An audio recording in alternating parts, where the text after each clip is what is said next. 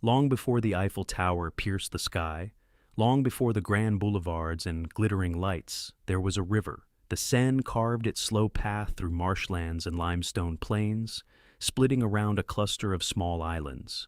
And on the largest of these islands, a Celtic tribe called the Parisii built their home. They were traders, fishermen, and warriors. Their settlement, known as Lutetia, sat at a natural crossroads where northern and southern Gaul met. The river provided fish, the surrounding forests offered timber, and the island itself was a natural fortress. By the 3rd century BCE, the Parisii had established a modest but thriving community. They minted their own gold coins stamped with horses and abstract faces. They controlled the river trade, taxing merchants who passed through. Lutetia was not yet a great city, but the bones of something extraordinary were already forming in the mud of the Seine. In 52 BCE, the armies of Julius Caesar swept through Gaul like a storm. The Parisii joined a massive Gallic coalition under Vercingetorix, making their stand against Roman domination. When Roman legions approached Lutetia, the Parisii burned their own bridges and set fire to the settlement rather than surrender it, but Rome was relentless. Caesar's lieutenant Labienus outmaneuvered the defenders, crossed the Seine upstream, and seized the smoldering ruins. Lutetia fell. Under Roman rule, the settlement was reborn. The Romans expanded from the island onto the left bank of the Seine, building up the slope of what we now call the Latin Quarter. They constructed a grand forum, public bathhouses fed by aqueducts, and a sprawling amphitheater called the Arène de Lutèce that could seat 15,000 spectators. Roman roads connected Lutetia to the empire's vast network. The small Celtic trading post was becoming a proper Roman town, complete with temples, workshops, and villas. For 3 centuries, Lutetia enjoyed the Pax Romana, a long era of relative peace and steady growth under the eagle standard of Rome. By the late 3rd century, the Roman peace was crumbling. Germanic raiders began striking deep into Gaul, and Lutetia was not spared. The residents retreated from the sprawling left bank back to the defensive safety of the island, the Ile de la Cité. They tore down their own Roman buildings and used the stones to build thick fortress walls around the island. Christianity had arrived, and with it came new leaders. In 451 CE, Attila the Hun and his terrifying army swept westward toward Lutetia. The people prepared to flee, but a young Christian woman named Genevieve stood before the panicked crowds and urged them to stay. She told them to pray, insisting that God would protect the city. Miraculously, Attila turned south and bypassed Lutetia entirely. Genevieve became a legend and would later be declared the patron saint of Paris. Decades later, in 486 CE, a Frankish king named Clovis defeated the last Roman authority in Gaul. He converted to Christianity, and around 508 CE, he chose Paris as the capital of his new Frankish kingdom. The Roman name Lutetia faded.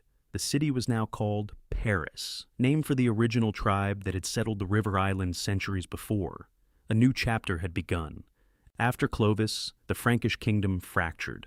His descendants, the Merovingians, fought each other endlessly. Paris was sometimes the capital, sometimes not.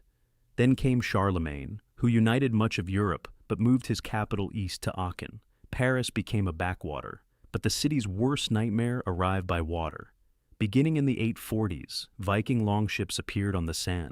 These Norse raiders were ruthless. They burned monasteries, looted churches, and terrorized the population. Paris was sacked in 845, and the Frankish king Charles the Bald paid an enormous ransom of 7,000 pounds of silver just to make them leave. The Vikings returned again and again, but in 885, the largest Norse fleet ever seen on the Seine arrived, perhaps 700 ships carrying 30,000 warriors. They demanded free passage upriver. The Parisians refused. Count Odo, the military commander of Paris, organized the defense. For nearly a year, the people of Paris held their fortified island against relentless Viking assaults. They poured boiling oil from the walls, launched burning pitch, and rebuilt their defenses overnight after each attack. The siege became legendary. When the Frankish Emperor Charles the Fat finally arrived with a relief army, he shocked everyone by negotiating with the Vikings instead of fighting them. He paid them off and allowed them passage. The Parisians felt betrayed. Count Odo emerged as the true hero, and the people's faith in the old Carolingian dynasty was shattered. The siege of Paris changed everything. Count Odo was elected king of the Franks, and his family, the Robertians, planted the seeds of a new dynasty. In 987 CE, Hugh Capet, a descendant of Odo's line, was crowned king of France. He made Paris his permanent seat of power. The Capetian dynasty would rule for over 3 centuries, and under their reign, Paris exploded in size and ambition. The city spread beyond the island onto both banks of the Seine. The right bank became a center of commerce, with bustling markets at Les Halles. The left bank became the intellectual heart, home to scholars and students who would eventually form the University of Paris, one of the first in Europe. King Philip II. Augustus transformed the city in the early 1200s. He paved the muddy streets, built the original Louvre as a fortress, and surrounded the entire city with a massive stone wall. Paris was fortified, organized, and growing faster than any city in Christendom. And then there was Notre-Dame. In 1163, construction began on a cathedral so ambitious it would take nearly 2 centuries to complete. Its soaring Gothic arches, enormous rose windows, and flying buttresses were unlike anything the world had seen. Notre-Dame was not just a church, it was a statement. Paris was declaring itself the greatest city in Europe. By the year 1300, Paris had a population of roughly 250,000 people, making it the largest city on the continent. It was a center of faith, learning, trade, and royal power. But this golden age would not last. War, plague, and revolution were coming. The story of Paris was far from over. The 14th century arrived like a curse upon Paris. In 1348, the Black Death swept through the overcrowded streets, killing tens of thousands in a matter of months. Bodies piled in churchyards. Entire neighborhoods were emptied. The city that had boasted 250,000 souls lost nearly half its population. But the plague was only the beginning. France was already locked in a devastating conflict with England, the 100 Years' War. The French monarchy fractured. Rival factions tore the country apart from within. In 1407, the Duke of Burgundy ordered the assassination of the Duke of Orléans on a Paris street, igniting a civil war between Burgundians and Armagnacs that turned the capital into a battleground. Parisians rioted. Mobs executed royal officials. The city descended into chaos. Then came the unthinkable. In 1420, the Treaty of Troyes handed the French crown to the English king. English soldiers occupied Paris. For nearly 2 decades, the city that had declared itself the heart of France was ruled by a foreign power.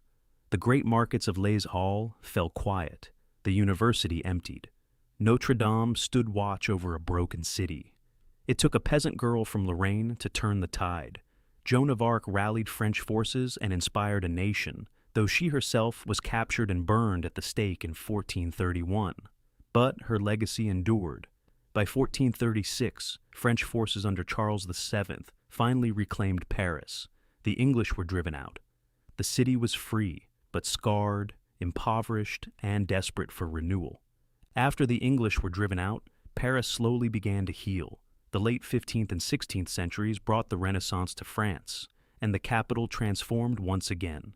King Francis I, enchanted by Italian art and architecture, invited Leonardo da Vinci to France and began rebuilding the Louvre, not as a fortress, but as a magnificent royal palace. The city embraced new ideas in science, literature, and philosophy. Printing presses appeared, bookshops lined the left bank. Paris became an intellectual powerhouse once more, but religious conflict threatened to destroy everything. In 1572, the St. Bartholomew's Day massacre shattered the city. Catholic mobs slaughtered thousands of Protestant Huguenots in the streets. Blood ran along the Seine. The violence lasted for days, and its memory would haunt France for generations. It took Henry IV, a former Protestant who famously converted to Catholicism, saying, "Paris is worth a mass," to restore order. He built the Pont Neuf, the first stone bridge without houses on it, and the elegant Place des Vosges, Paris's first planned square. Under Henry, the city began to breathe again. Then came the Sun King. Louis XIV moved the royal court to the spectacular Palace of Versailles in 1682, draining Paris of its political center. But the city continued to grow. Grand boulevards replaced old walls. The Tuileries gardens were landscaped. The Invalides was built to house wounded soldiers. Paris became a city of elegance and spectacle. But beneath the gilded surface, ordinary Parisians struggled with poverty, overcrowding, and hunger. The contrast between royal luxury and common suffering was becoming impossible to ignore. By the late 18th century, Paris was a powder keg. The population had swelled to over 600,000. Bread prices soared, while the aristocracy lived in obscene luxury. King Louis XVI and Queen Marie Antoinette seemed oblivious to the suffering around them. On July 14, 1789, the people of Paris stormed the Bastille, a royal fortress and prison that symbolized everything they hated about the monarchy. The garrison was overwhelmed. The governor was killed. His head was paraded through the streets on a pike. The revolution had begun, and Paris was its beating heart. In the months that followed, the National Assembly abolished feudal privileges. The Declaration of the Rights of Man proclaimed liberty and equality. The royal family was dragged from Versailles back to Paris, prisoners in all but name. Churches were looted, aristocrats fled. The old order was crumbling. But the revolution devoured its own. The Reign of Terror, led by Maximilien Robespierre and the Committee of Public Safety, turned Paris into a city of fear. The guillotine was erected in the Place de la Révolution, today's Place de la Concorde, and thousands lost their heads, including King Louis XVI and Marie Antoinette. Neighbors denounced neighbors. Anyone could be accused of being an enemy of the revolution. Eventually, Robespierre himself was arrested and executed. The terror ended, but France was exhausted and unstable. The revolution had destroyed the old monarchy, but failed to build a stable government. Into this chaos stepped a young Corsican artillery officer named Napoleon Bonaparte. In 1799, he seized power in a coup. The revolution was over. The age of Napoleon had begun. Napoleon crowned himself emperor in Notre-Dame in 1804, and he reshaped Paris to match his imperial ambitions. He commissioned the Arc de Triomphe to celebrate his military victories, expanded the Louvre into the world's greatest museum, and built new bridges, fountains, and monuments across the capital. Paris was meant to rival ancient Rome, but Napoleon's empire collapsed after his disastrous invasion of Russia and final defeat at Waterloo in 1815. France cycled through kings, revolutions, and republics. Paris erupted in revolt again in 1830 and 1848. Barricades went up in the narrow medieval streets, the same streets that made the city almost impossible for armies to control. That problem gave Emperor Napoleon III an idea. In 1853, he appointed Baron Georges Eugène Haussmann to completely redesign Paris. What followed was the most radical urban transformation in history. Haussmann demolished entire neighborhoods. He carved wide, straight boulevards through the tangled medieval core. He created grand public parks, the Bois de Boulogne, the Butte Chaumont. He built a modern sewer system beneath the streets and standardized the elegant limestone apartment buildings that define the Parisian skyline to this day. Tens of thousands were displaced, and critics called it destruction. But modern Paris was born. Then, in 1889, for the World's Fair, an engineer named Gustave Eiffel built a temporary iron tower on the Champ de Mars. It was supposed to stand for 20 years. Many Parisians hated it, calling it an iron monstrosity. But the Eiffel Tower became the most recognized structure on Earth, and it still stands today. The decades around 1900 became known as the Belle Époque, the beautiful era. Cafes buzzed with artists, writers, and musicians. The Moulin Rouge opened in Montmartre. Impressionist painters captured the light of Paris like never before. The city earned its most enduring title, the City of Light. The 20th century tested Paris like never before. World War I brought the German army within 30 miles of the capital in 1914. Parisians could hear the thunder of artillery. Taxis were famously commandeered to rush soldiers to the front lines at the Battle of the Marne. France won, but at a staggering cost. Over 1 million French soldiers dead. Paris mourned an entire generation.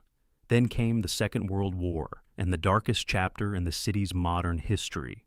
In June 1940, German forces occupied Paris. Nazi flags hung from the Eiffel Tower.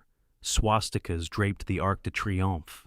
For 4 years, Parisians endured occupation, rationing, and the deportation of over 70,000 Jews to concentration camps, a crime that France would take decades to fully acknowledge. The resistance fought back in the shadows, sabotaging the enemy and gathering intelligence at enormous personal risk. As the Allies advanced in August 1944, Hitler ordered the military governor of Paris, General von Choltitz, to destroy the city, to blow up its bridges, its monuments, everything. Von Choltitz refused. On August 25th, Free French forces and the resistance liberated Paris. General Charles de Gaulle marched down the Champs-Élysées to the wild joy of millions. Paris had survived. In the decades that followed, Paris rebuilt and reinvented itself once more. The Pompidou Center challenged ideas about architecture. The glass pyramid rose in the Louvre courtyard. Immigrants from across the former French Empire brought new cultures, cuisines, and energy to the city. In 2019, a devastating fire nearly destroyed Notre-Dame Cathedral, but the city rallied to rebuild the 800-year-old masterpiece. From a small settlement of fishermen on a muddy island in the Seine, Paris became one of the most influential cities in human history.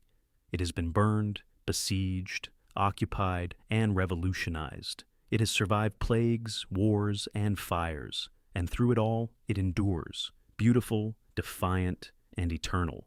Paris is not just a city, it is an idea that civilization, art, and human ambition can survive anything.